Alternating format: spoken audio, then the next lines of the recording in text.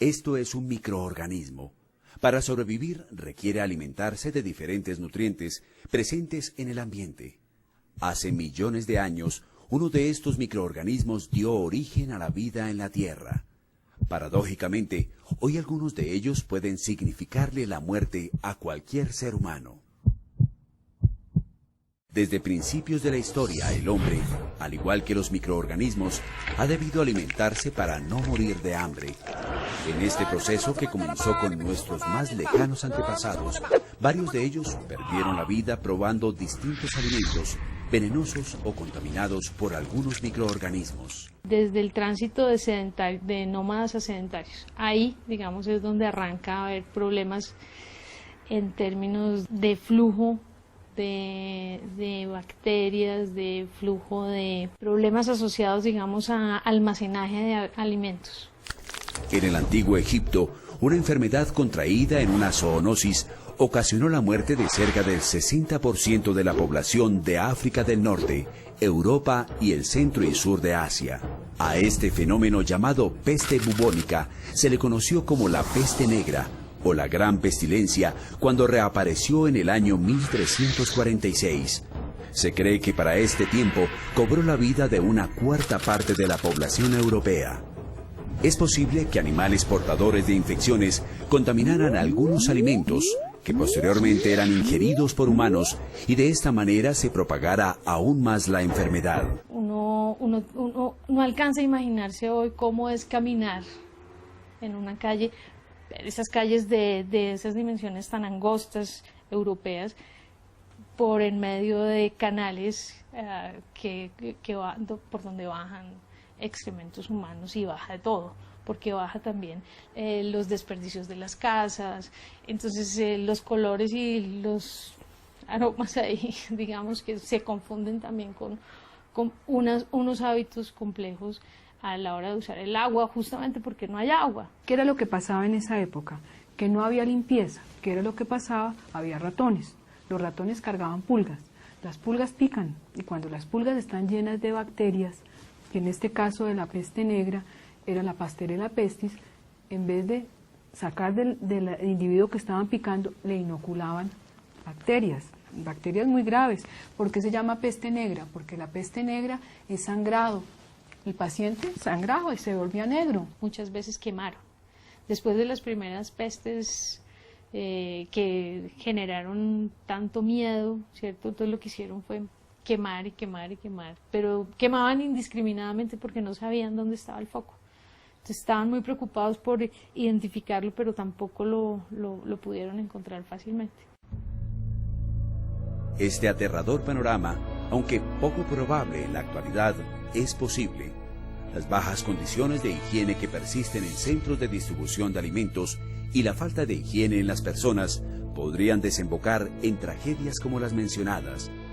Con esta introducción, damos bienvenida al módulo de enfermedades transmitidas por los alimentos, del curso de higiene y manipulación de alimentos.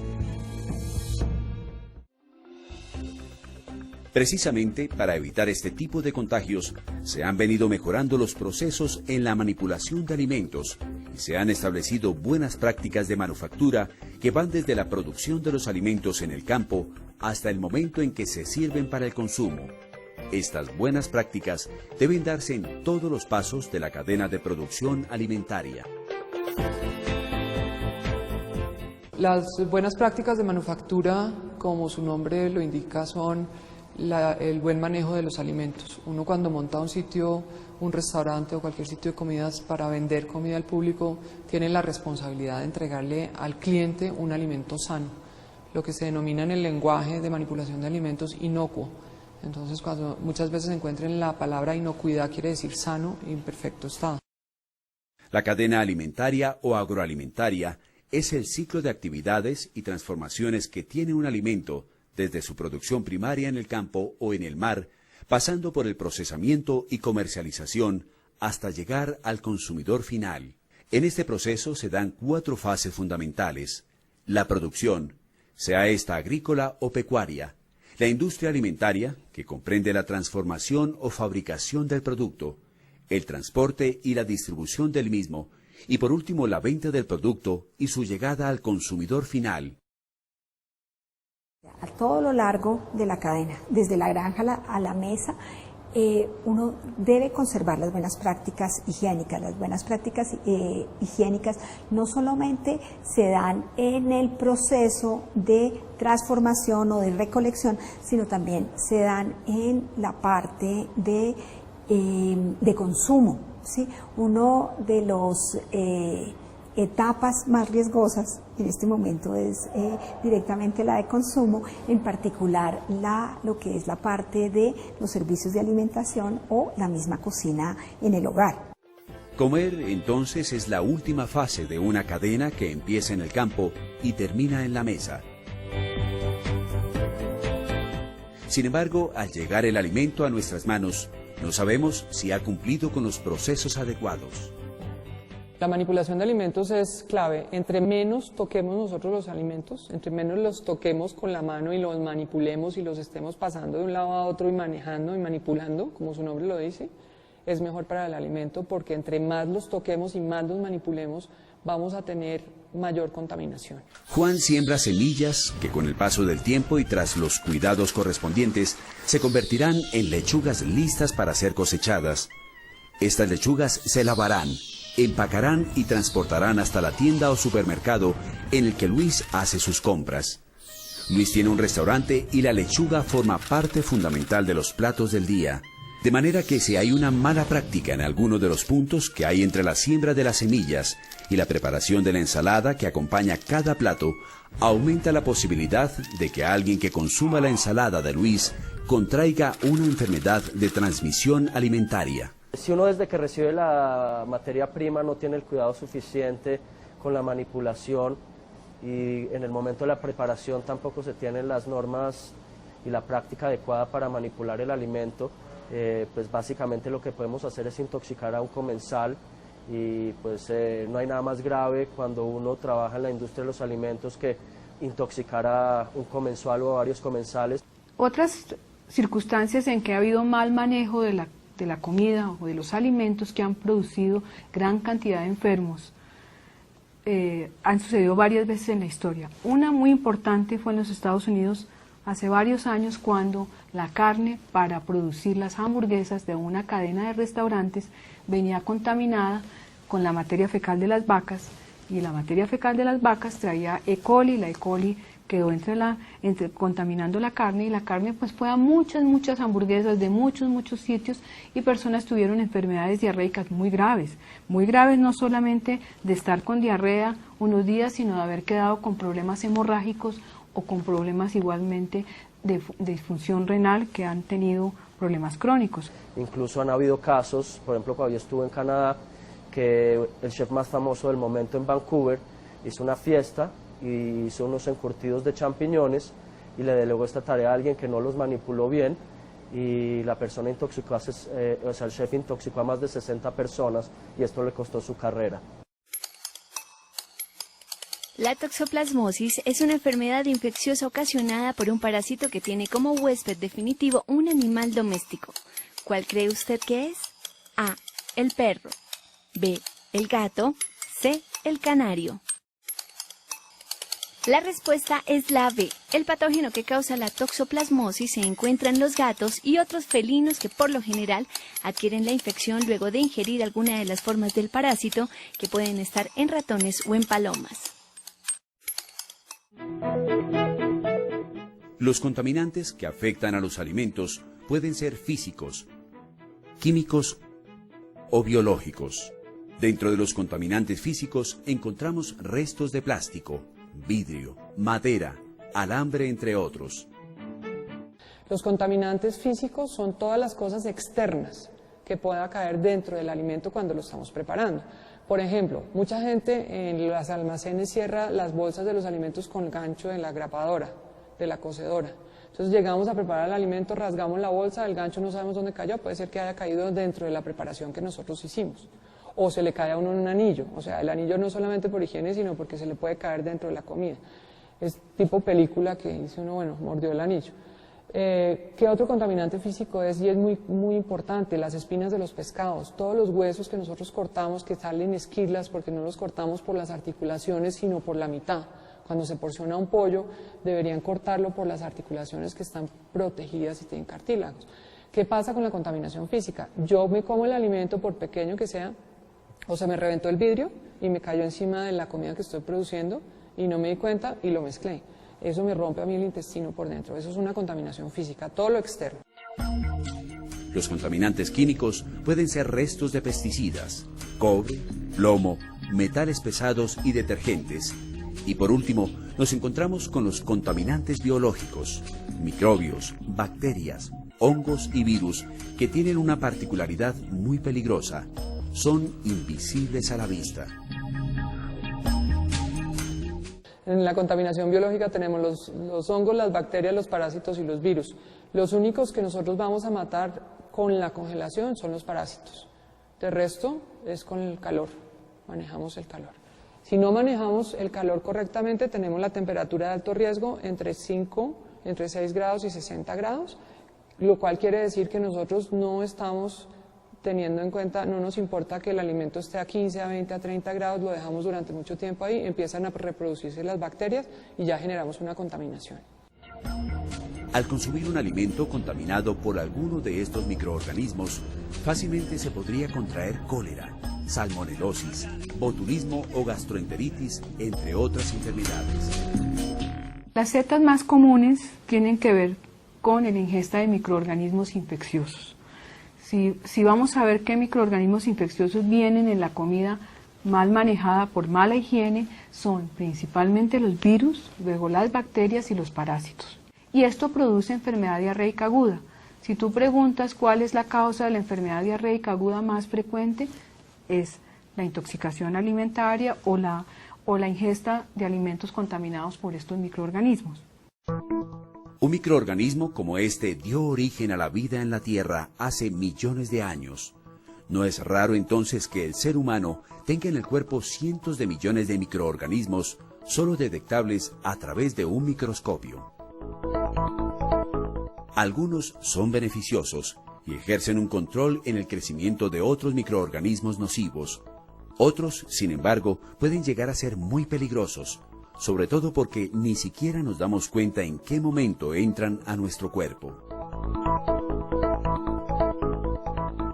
Los microorganismos más frecuentes, en este caso, para las bacterias, hemos encontrado que han sido los estafilococos coagulasa positivos, la salmonela, los clostridium, los bacilocerios, en la parte de bacterias como tales. Y en la parte de virus hemos encontrado, como por ejemplo la hepatitis A, los rotavirus y los adenovirus, es lo que más se ha circulado en Colombia como tal. La enfermedad de transmisión alimentaria por microorganismos es principalmente viral. Eso sucede tanto en los niños como en los adultos, pero igualmente puede ser bacteriana, que da síntomas de diarrea de tipo de colon, o puede ser parasitaria, que lleva unas diarreas un poco más prolongadas, que pueden ser subagudas ya en el tiempo, hasta más de 3 semanas con diarrea. Existen alimentos que tienen más alto riesgo que otros de adquirir bacterias nocivas para la salud debido a su composición.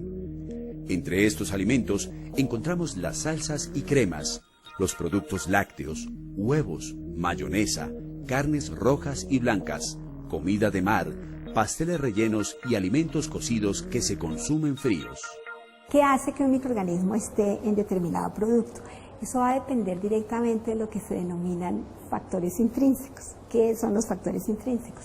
Los factores intrínsecos son características que tienen los alimentos y que facilitan que de pronto que los microorganismos puedan desarrollarse con mayor facilidad. ¿Cuál es el síntoma más común que se presenta en el caso de contraer una enfermedad causada por alimentos? A. Palidez. B. Dolor de cabeza. C. Dolor abdominal.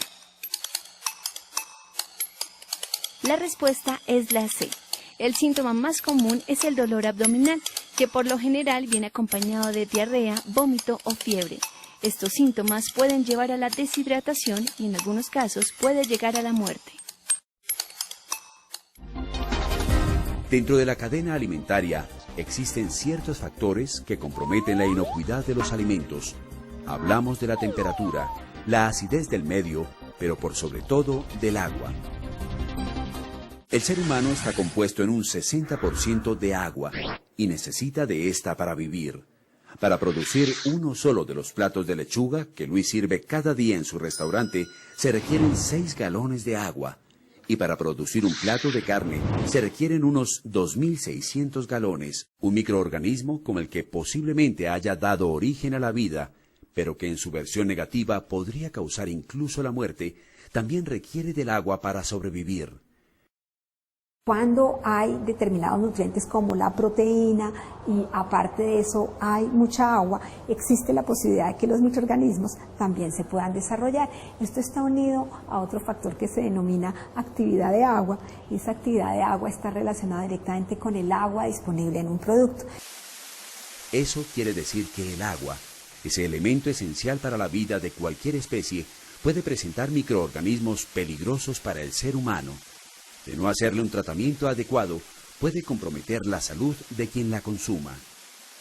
El manejo del agua es súper importante. Nosotros debemos usar siempre agua potable, siempre. También para la producción de hielo, y para la producción y para el lavado de los platos y las ollas y para la cocción. Se puede manejar de varias formas el tema del agua. El agua es básico para la cocina y entendemos que el agua, si está estancada o si en algún momento tiene algún tipo de contaminación, si no se le da el tratamiento básico, pues obviamente vamos a intoxicar a alguna persona. Lo más importante es o tener un filtro de agua que elimine con las impurezas y la bacteria del agua, o por otro lado, llevar a punto de hervor el agua que se va a usar para cualquier producto para poder utilizarla. Con el hielo hay que tener muchísimo cuidado, porque pues obviamente es humedad y genera hongo muy rápidamente, y tenemos que saber cómo se almacenan. Esa es otra cosa, es un tema bien interesante para manejar, porque compramos el hielo, está entre una bolsa. Normalmente lo que hace uno es que los hielos están pegados entre sí, entonces uno tira la bolsa al piso para que se despeguen los hielos.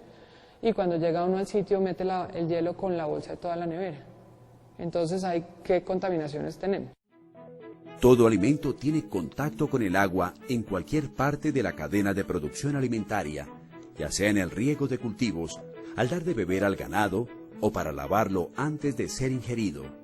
Además, según su tipo y naturaleza, los alimentos contienen una cantidad variable de agua. Esto hace que unos sean más susceptibles que otros a la contaminación. Aunque no parezca tan importante, la temperatura puede alterar la inocuidad de los alimentos.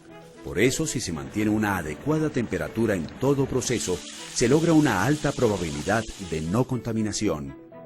Por ejemplo, entre los -7 y los 10 grados centígrados, varios alimentos detienen la proliferación de algunas bacterias.